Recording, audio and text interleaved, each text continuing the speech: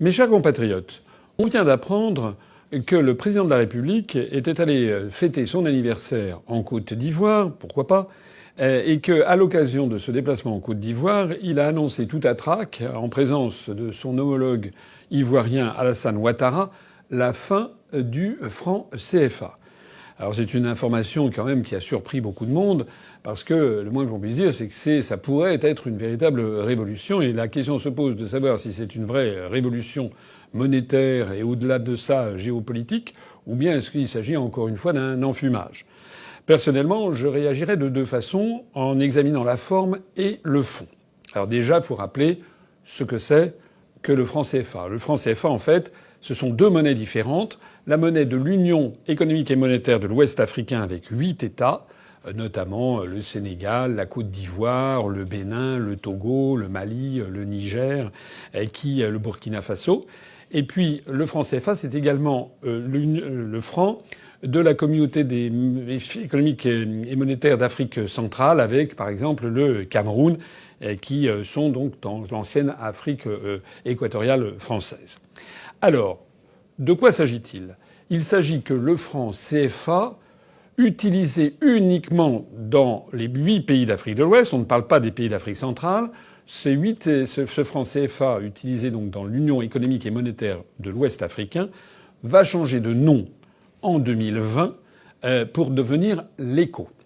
Alors, sur la forme, il est quand même absolument extraordinaire que le président de la République française annonce tout à trac, alors que personne n'était au courant, ce changement. Et qu'il le fasse de surcroît avec un seul des chefs d'État, des 8 États concernés, le président de la Côte d'Ivoire. Moi, je serais le président du Sénégal, du Mali, du Niger, du Togo, du Bénin, etc.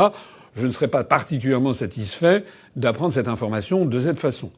Je serais parlementaire français, je ne serais pas non plus très satisfait de voir à quel point le Parlement français ne sert strictement à rien, puisque face à une décision qui est potentiellement d'une telle ampleur, qui met un terme à une création monétaire qui date de 1945 et qui avait un parfum largement critiqué, un parfum de néocolonialisme et de France-Afrique, il est quand même extravagant que le président de la République décide comme ça. On a l'impression qu'il sorte ça d'un chapeau.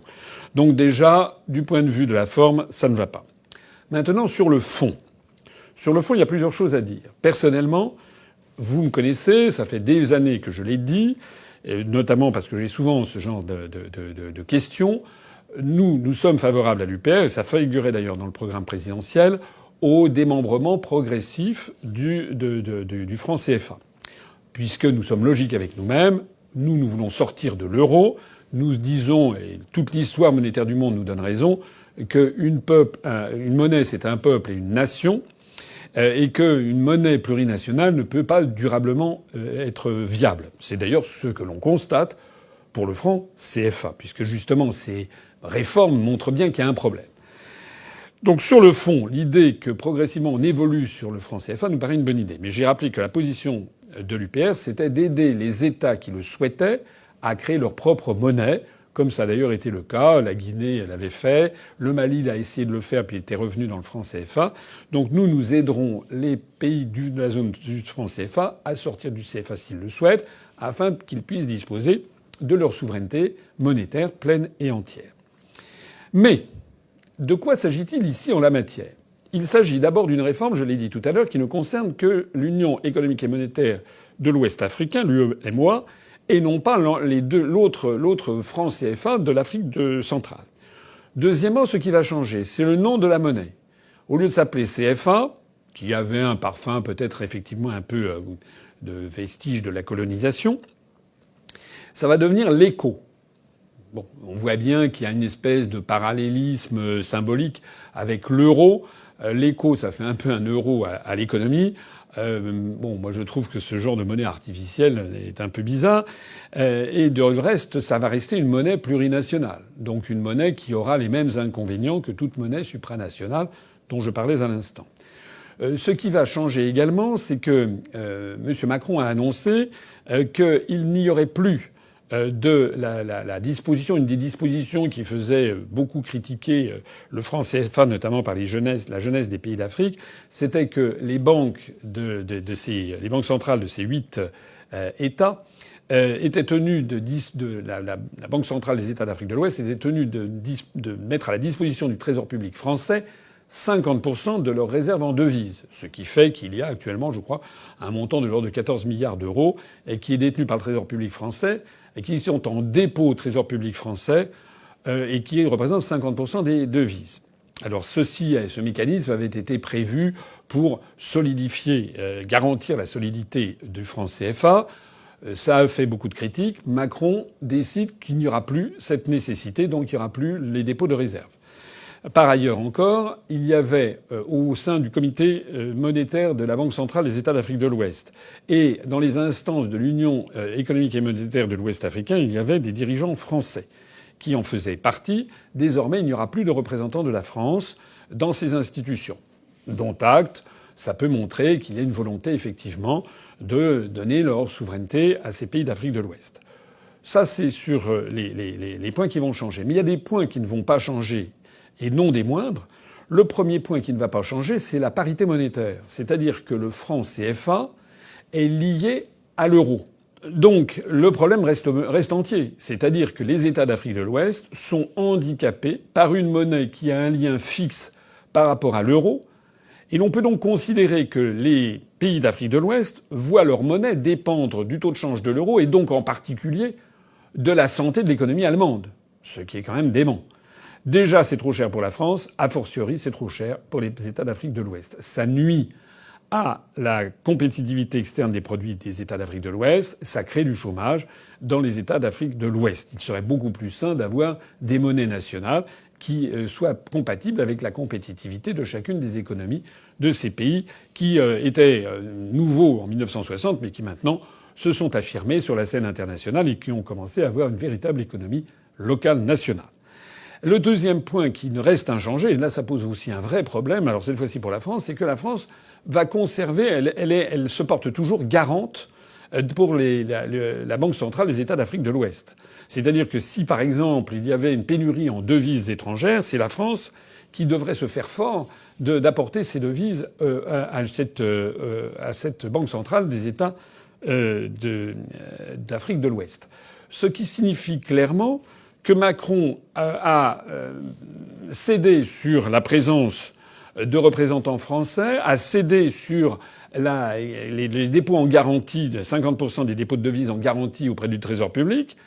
Mais en revanche, il a accepté de garantir toujours ces États. C'est-à-dire que la France sort encore une fois dans cette histoire perdante, puisque elle devait auparavant la contrepartie des garanties, c'était justement le dépôt de 50% des devises au Trésor public français. Personnellement, j'estime que si il faut laisser leur pleine et entière souveraineté aux États d'Afrique de l'Ouest, il faut aller jusqu'au bout. Et donc, il n'y a plus nécessité, dans la mesure où il n'y a plus le dépôt en garantie de 50% des devises auprès du Trésor public français, le Trésor public français n'a plus non plus à faire la garantie des États d'Afrique de l'Ouest. Sinon, on maintient d'ailleurs une relation de sujétion qui ne dit pas son nom, et la France prend des risques qui peuvent être importants.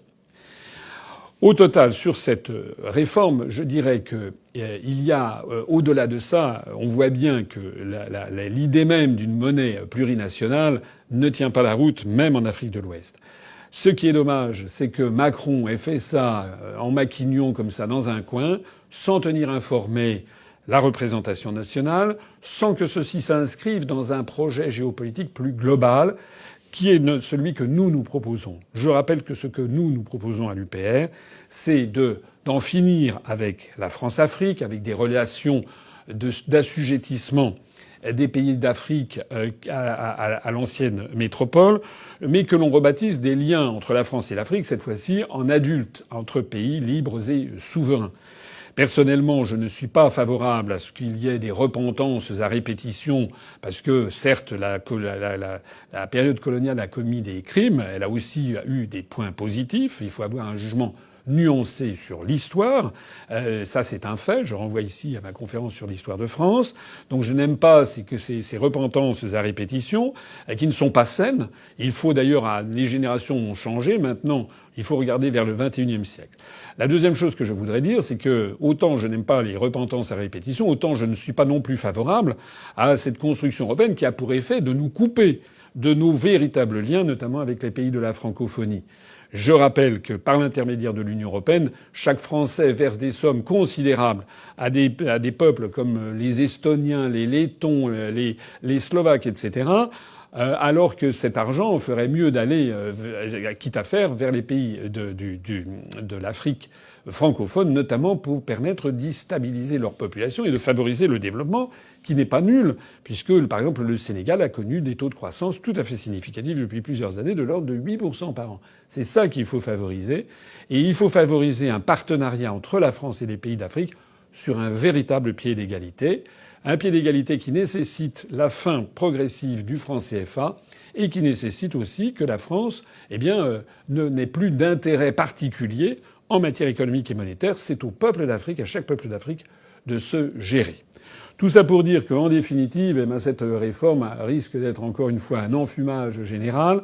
On ne comprend pas très bien d'ailleurs pourquoi les 7 autres chefs d'État de l'Union économique monétaire ouest-africaine ne faisaient pas partie de la réunion. Pourquoi ceci a été décidé sur un coin de table. Pourquoi d'ailleurs Macron a changé de pied, puisqu'en 2017, il se déclarait favorable au franc CFA. Enfin, c'est de l'approximation, c'est du en même temps, c'est-à-dire du n'importe quoi, typique de Macron, et ça ne s'inscrit pas dans une géopolitique. Lorsque Macron prend des grandes positions sur le fait que si, que ça, la France et l'Afrique, nanana, concrètement, il est un des vassaux de l'oligarchie euro-atlantiste qui tient la construction européenne. Pour renouer des liens étroits avec les pays d'Afrique francophone, qui d'ailleurs participent au rayonnement de la littérature et de la langue française dans le monde, qui sont des pays d'avenir en matière économique, pour développer ces liens sur un pied sain et d'égalité, il faut d'abord sortir de l'Union européenne qui nous assujettit. Voilà. Je rappelle d'ailleurs ici ce que font les Britanniques. Au moment même où ils font le Brexit, ils vont donc éditer une pièce de 50 pence avec d'un côté face le profil de l'Élisabeth II, la reine d'Angleterre, et côté pile, une devise qui est pour l'amitié, la coopération et la paix avec tous les peuples du monde.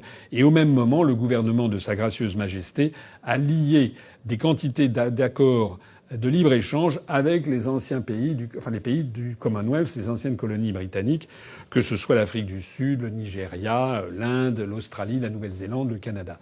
Voilà. Les Anglais, encore une fois, ont tout compris. Sortir de l'Union européenne, ça n'est pas se refermer sur le monde. C'est au contraire se rouvrir sur le monde et en particulier vers les pays avec lesquels on a une longue histoire, une histoire faite de bien des choses, des hauts et des bas, du bien et du mal, des crimes et des œuvres extraordinaires. C'est le propre de l'histoire humaine. Mais ce qu'il faut au XXIe siècle, c'est regarder tous ensemble vers l'avenir. C'est ce que nous proposons. Nous proposons aux Africains de reprendre leur indépendance, leur souveraineté monétaire. Cette petite réformette de l'écho n'en est qu'une simple apparence. Nous voulons couper les liens de sujétion entre la France et les pays d'Afrique, mais remettre ça sur un pied d'égalité. Et l'une des mesures phares que nous proposions, c'était justement d'essayer de proposer la recréation, qui avait été prévue d'ailleurs par Charles de Gaulle et qui était tombée en désuétude, d'une espèce de parlement de la communauté des États francophones qui pourrait siéger dans les locaux de l'UNESCO à Paris, que nous laisserions, que nous viderions des pays de l'UNESCO, puisque sortant de l'Union européenne, le siège du Parlement européen à Strasbourg deviendrait vacant. Nous proposerions à tous les États membres de l'UNESCO d'aller dans les locaux beaucoup plus grands du Parlement européen à Strasbourg, donc ils y seraient beaucoup plus à l'aise. Et puis les locaux de l'UNESCO à Paris, nous proposerions aux États de la francophonie d'avoir un Parlement où nous essaierions tous ensemble, sur un pied d'égalité, d'avoir des positions communes. Pas seulement d'ailleurs quant à la réforme du système financier mondial, qui va de toute façon un jour ou l'autre avoir lieu, pas seulement sur les questions géopolitiques, mais sur toutes les questions diplomatiques, culturelles, civilisationnelles, environnementales et écologiques, pour essayer d'avoir un pôle francophone qui pèse à l'échelle du monde.